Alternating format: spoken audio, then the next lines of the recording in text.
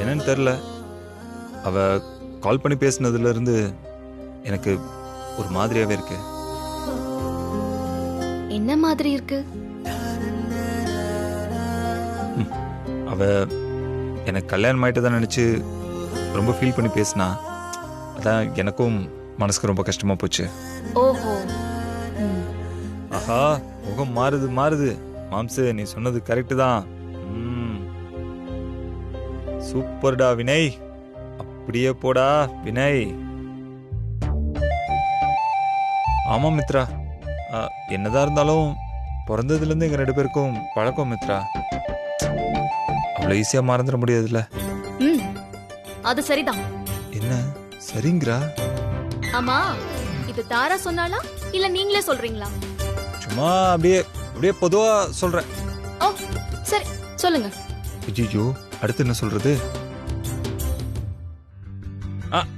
அதான் அதான் மித்ரா, தாரா பேசினதுல இருந்து என் மனசுக்கு ரொம்ப கஷ்டமா இருக்கு. அதான் உங்ககிட்ட ஷேர் பண்ணலாம்னு பார்த்தேன். சரி, பண்ணிட்டீங்கல்ல, தூங்குங்க. ஏய், என்ன மித்ரா, கொஞ்சம் கூட பொறுப்பே இல்லாம இப்படி பேசுற?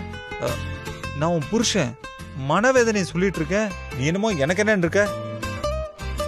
இப்ப என்ன செய்ய சொல்றீங்க? உங்களுக்கு தான் உங்க பழைய காதல் அப்படியே பொத்துக்கிட்டு வருதுன்னா அதுக்கு நான் என்ன செய்யறது? நான் வேணா தாரா கிட்ட பேசி உங்களை அவ கூட சேர்த்து வைக்கட்டா? ஏய், ஐயோ, என்ன பொசுக்குன்னு கோவப்பட்டா? மூஞ்சி பாரு, கஷ்டமா இருக்காமா, கஷ்டம். தள்ளுங்க. ஐயா, மாமா சொன்ன மாதிரியே எஸ்கேப் ஆகுறா. மித்ரா லவ் பண்றா, லவ்வும் இருக்கு, ஆனா சொல்ல மாட்டேங்கிறா. கள்ளி. எந்திரிச்சு போங்க, நான் தூங்கணும். மித்ரா, ஒரு நிமிஷம் இரு. உங்ககிட்ட ஒரு முக்கியமான விஷயம் சொல்லணும். எனக்கு ஒரு முக்கியமான விஷயமும் வேணாம், நீங்க போய் தூங்குங்க. ஹே, நான் சொல்றது கொஞ்சம் கேள.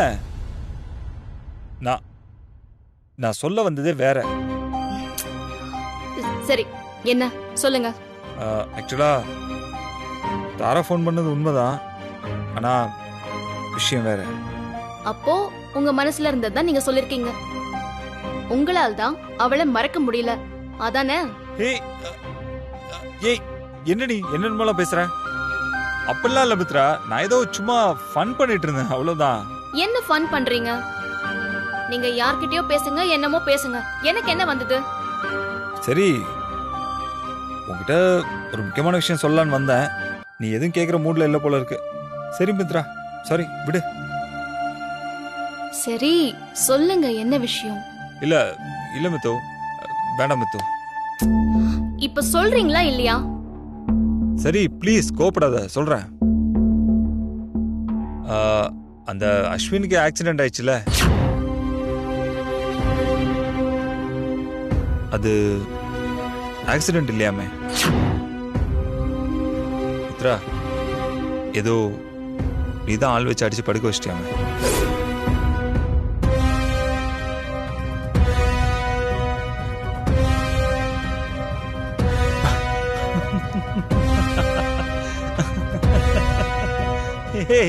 முழிக்கிறத பாரு. அவ ஏதோ பைத்தியம் ஆயிட்டான்னு நினைக்கிறேன் மித்ரா.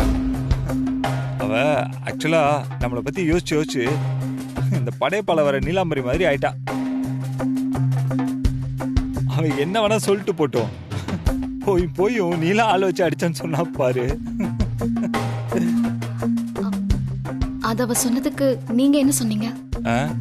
நீ போயிட்டு நல்ல ஒரு சைக்காட்ரிஸ்ட பாருன்னு சொன்ன. ஏய், நீ என்ன யோசிக்கிற? ஏதோ இல்ல, சும்மாதான். இதோ பாரு, அவ ஏதோ சொல்லிட்டு போறா. நீ இதெல்லாம் பத்தி ஏதாவது யோசிச்சு டென்ஷன் ஆயிட்டு இருக்காத. கோவத்துல என்ன பண்றது தெரியாம ஏதோ பண்ணிட்டு இருக்க. பார்க்கலாம், கொஞ்ச நாள் போச்சுன்னா எல்லாமே சரியாயிடும் தானே. சரி, நீ தூங்கு.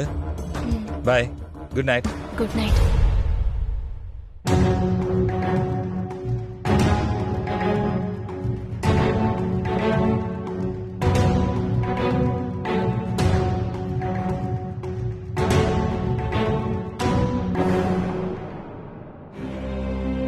தாரா அஸ்வின் விஷயத்துல ஏன் இவ்ளோ ஆர்வமா இருக்கா? நானும் அஸ்வினும் லவ் பண்ணதா வேற தாரா வினய் கிட்ட சொல்லிருக்கா. இப்போ இந்த விஷயம். அந்த அஸ்வின், சசி, தாரா எல்லாரும் சேர்ந்துதான் எனக்கு எதிராக பிளான் பண்றாங்களா? ஒருவேளை தாராவுக்கும் என்னை பத்தின உண்மை தெரிஞ்சிருக்குமா? இல்ல, வாய்ப்பில்ல. தெரிஞ்சிருந்தா அததான் முதல்ல சொல்லிருப்பா. அப்படின்னா இப்ப வரைக்கும் அஸ்வின் நம்மள பத்தி யார்கிட்டயும் எதுவும் சொல்லல. அப்போ நம்ம சேஃப் தான். ஆனா இப்படியே இன்னும் எத்தனை நாளைக்கு தான் இருக்க முடியும்? கடவுளே, நீதான் எனக்கு ஒரு நல்ல வழியை காட்டணும்.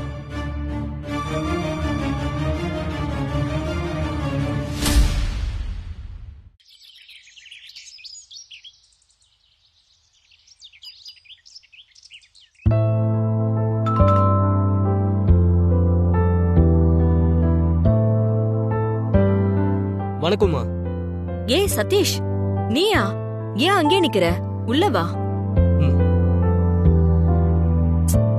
சதீஷ் வாப்பா. ஏன் தயங்குற? இது நம்ம வீடு. உள்ள வா.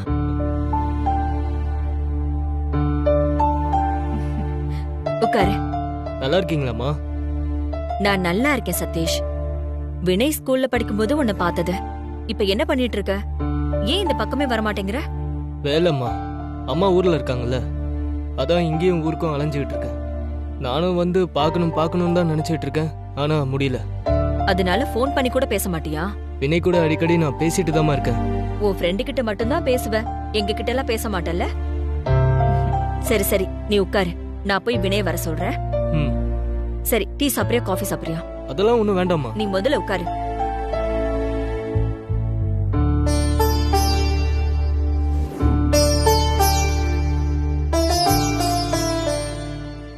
இந்தா. தேங்க்ஸ்மா.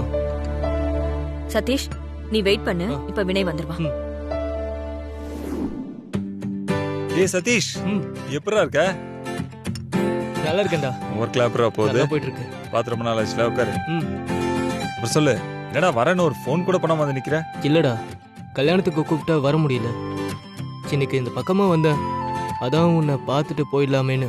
ஹேய் சூப்பர்டா, அட்லீஸ்ட் இப்பயாவது வந்தியே, அதுவே எனக்கு ரொம்ப சந்தோஷம். சரி வா, நம்ம ரூம்ல போய் பேசலாம். இல்ல வினய், இருக்கட்டும், நான் கிளம்புறேன். எனக்கு கொஞ்சம் வேலை இருக்கு. காலைல வெந்நீரை ஊத்திக்கிட்ட மாதிரி ஓடுறதுல குறியா இருக்க. ஆமா, உனக்கு ஏதாவது பிரச்சனையா? அதெல்லாம் இல்ல வினய். ஹேய், சும்மாலாம் சொல்லாத.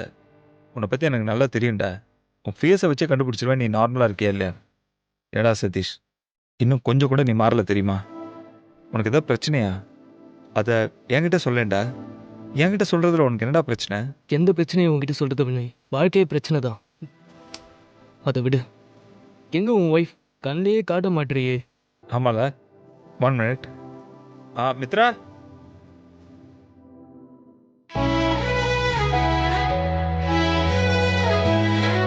மித்ரா உட்காரு.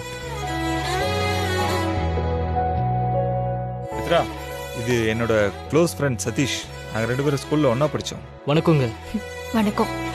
நம்ம கல்யாணத்துக்கு ஒரு நாள் வர முடியலையா, அதான் நம்மள நேர்ல பார்த்து விஷ் பண்ணிட்டு போலான்னு வந்திருக்கான். அண்ட் சதீஷ், இது மித்ரா, என்னோட ஃப்ரெண்ட், கேர்ள் ஃப்ரெண்ட், ஒய்ஃப் எல்லாமே. ஏதாவது சாப்பிட்றீங்களா? சாப்பிட்டேன் சிஸ்டர், அம்மா கொடுத்தாங்க. சரி, இப்ப சொல்லு, உனக்கு என்ன பிரச்சனை? கமான் சதீஷ், உங்ககிட்ட நான் இவ்வளோ கேட்குறேன், அப்பயே நீ சொல்லலன்னா என்ன அர்த்தம்? ஏன்டா என்ன வேற யாரோ மாதிரி நினைச்சிட்டு இருக்க? இல்ல வினய், என் கஷ்டத்தை உன்கிட்ட சொல்ல ஒரு மாதிரியா இருக்கு. அதான், இருந்தாலும் நீ கேட்கறதுனால சொல்றேன். அம்மா உடம்புக்கு முடியாம ரொம்ப கஷ்டப்படுறாங்க வினய்.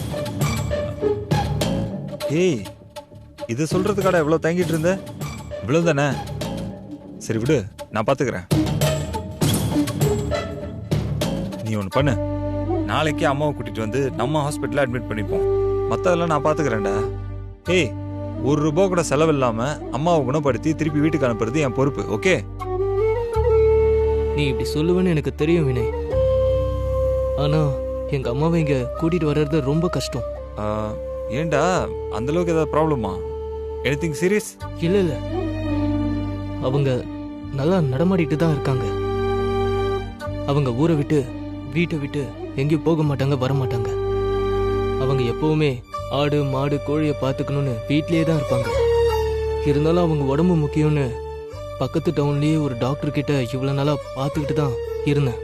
இப்போ உடனே ஆபரேஷன் பண்ணணும்னு சொல்லிட்டாங்க. அதான். சரி, அதனால என்ன, அதுவும் நல்லது தானே. தெரிஞ்ச டாக்டர் ஒரே டாக்டர் கிட்ட ட்ரீட்மெண்ட் பண்றது நல்லது தான். சரி, இப்போ ஆபரேஷனுக்கு எவ்வளவு ஆகும்னு சொல்லியிருக்காங்க? ஒரு 2 லட்சம் வரைக்கும் செலவாகும்னு சொன்னாரு. சரி, அவ்வளவுதானே. அந்த அமௌண்ட் நான் தரேன்டா. ம்.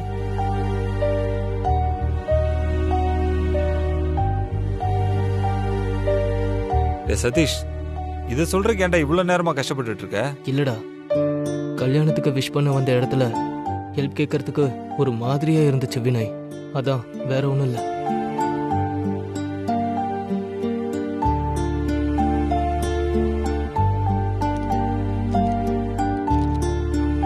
மச்சா, ஃபுல் நேம் சொல்லு. M Satishkumar.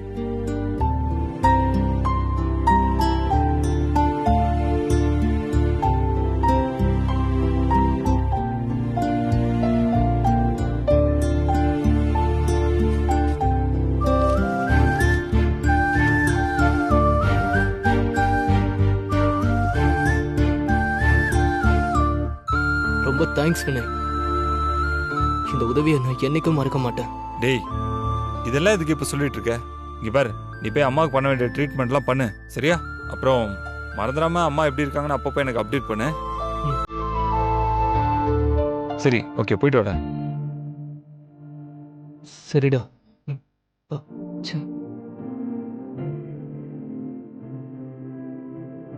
Happy married life. Thanks. Thank you மச்சா. சரி, ஓகே மச்சா, அம்மா பார்த்து கூட. ரொம்ப தேங்க்ஸ் மச்சான். வரேன்.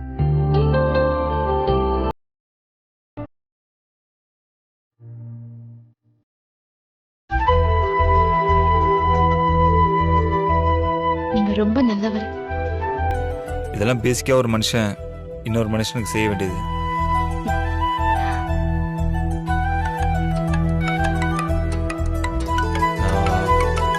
One minute. சொல்லுங்க, அது ஃபைல் வந்துருச்சா?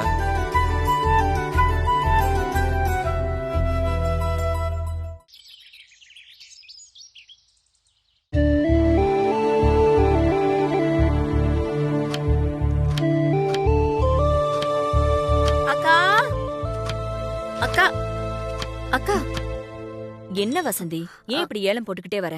இல்ல, எங்க இந்த வினயையும் மித்ராவையும் காணோம். நான் வீடு முழுக்க அவங்கள தேடிட்டேன். வீடு முழுக்க தேர்றதுக்கு முன்னாடி என்கிட்ட ஒரு வார்த்தை கேட்டிருந்தா நானே சொல்லியிருந்திருப்பேன். அவங்க 2 பேரும் கோயிலுக்கு போயிருக்காங்க. ஓஹோ, என்னவா திடீர்னு கோயிலுக்கெல்லாம்? தெரியல, மித்ரா போகணும்னு சொன்னா வினய் கூட்டிட்டு போயிருக்கான். ஓ, வீட்டுக்குள்ளேயே அடைஞ்சு கிடக்காம எங்கேயாவது போனா சரிதான். ம்.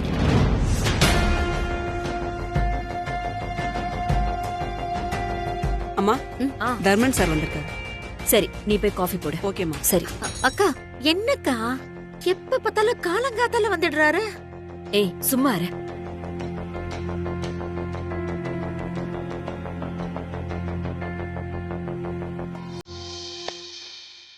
அண்ணே, வாங்கண்ணே, உட்காருங்க.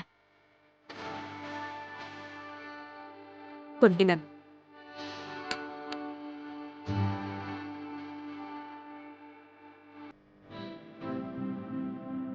எங்கம்மா உன் டாக்டர்? ஏதோ காலையில ஃபோன் பண்ணி முக்கியமான விஷயம் பேசணும்னு சொல்லி வர சொன்னா. ஆமாண்ணே, குளிச்சிட்டு இருந்தாரு, இப்ப வந்துருவாரு. நீங்க காஃபி சாப்பிடுங்க. இதோ வந்துட்டாரு உங்க ஃப்ரெண்ட். ஹைடா, வா தர்மா. சரி, நீங்க பேசிட்டு இருங்க. சரிம்மா. சொல்லுடா, என்ன விஷயம்? ஆமா, மித்ராவும் வினய் எங்க? இன்னும் தூங்கிட்டு இருக்காங்களா? இல்லடா, எங்கேயோ வெளியே போயிருக்காங்கன்னு நினைக்கிறேன். நீ வா, நம்ம ரூம்ல போய் பேசலாம். டேய், என்னடா அவ்வளவு முக்கியமான விஷயமா? சொல்றேன்டா, வா.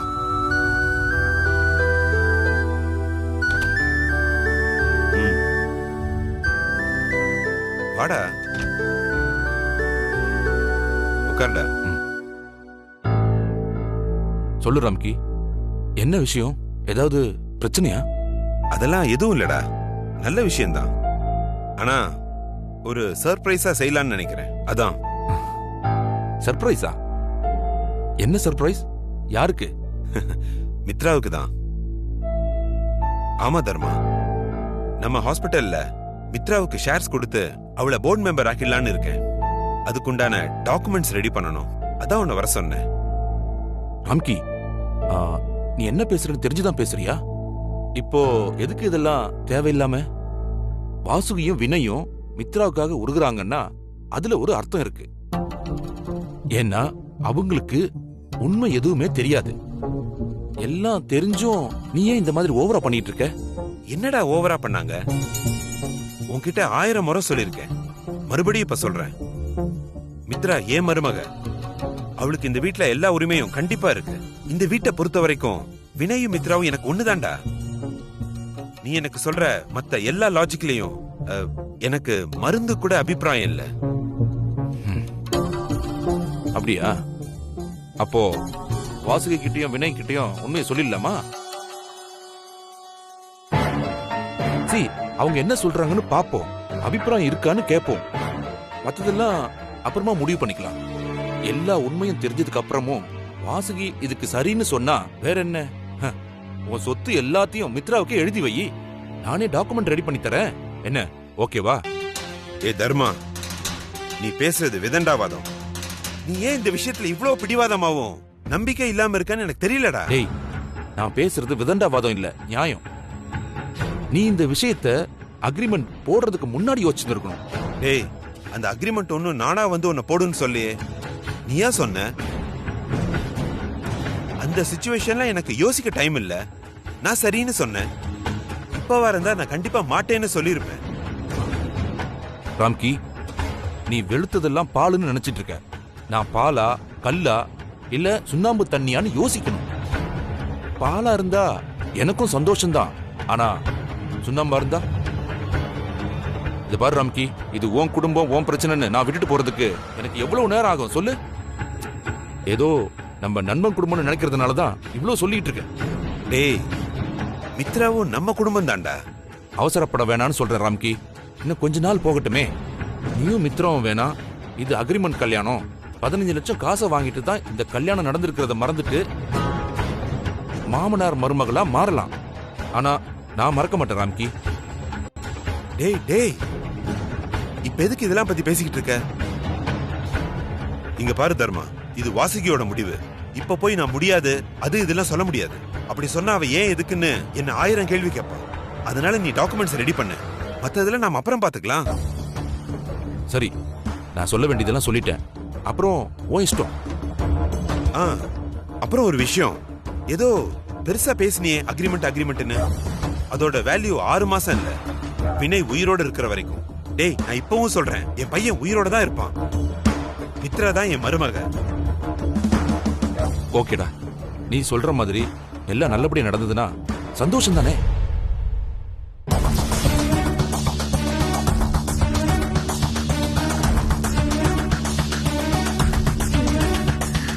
அடி சக்க, கதை அப்படி போகுதா?